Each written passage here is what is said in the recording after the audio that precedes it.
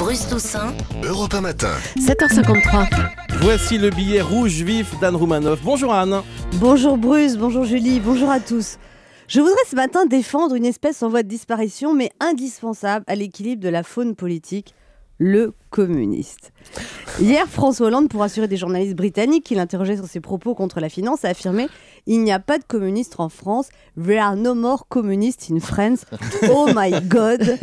Georges Marchais a dû se retourner dans sa tombe. C'est sûr qu'être communiste, c'est pas vraiment tendance trendy. Essayez de lancer ça dans un dîner parisien entre le risotto et le tiramisu. Moi, je suis communiste. Quoi ? Quoi ? Communiste. Ah, communiste. Tu veux tout mettre en commun. Moi, déjà, les douches collectives dans les campings, j'ai du mal, alors.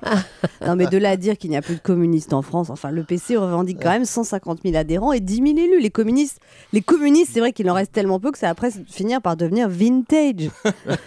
Mais croire qu'on peut tout partager, qu'il y a des méchants capitalistes, des gentils ouvriers, bien sûr, c'est utopique, mais dans ce monde gouverné par l'argent, que des gens croient à ça, c'est comme de savoir qu'il y a des gens qui font du tricot en attendant le concours de l'Eurovision. Ça ne sert à rien, mais c'est rassurant. Et puis je regrette, on a toujours besoin d'un communiste chez soi. Avoir un oncle communiste à table, c'était pendant le déjeuner du dimanche, la garantie qu'il y aurait des éclats de voix avant la tarte aux pommes. Ça mettait de la vie dans les réunions familiales. Alors que quand on a un cousin d'extrême droite, je sais pas, ça fait légèrement froid dans le dos. Sauf qu'il y a plein de familles où le tonton communiste d'hier vote maintenant Le Pen. Donc s'il n'y a plus tellement de communistes en France, monsieur Hollande, c'est que beaucoup, hélas, sont passés à l'extrême droite.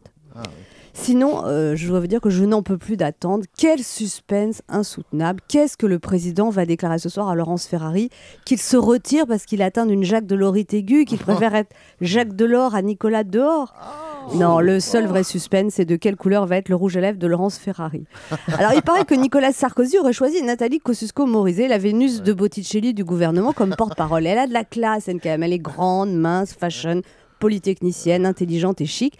Et hier, le député de droite populaire, Christian Van Est, entre deux sorties homophobes, a ironisé à son propos, la trouvant trop aristo. Et c'est vrai que Christian Van Est, on ne peut pas lui retourner le compliment, tant il semble peu appartenir au siècle des Lumières, lui qui ne l'a pas à tous les étages.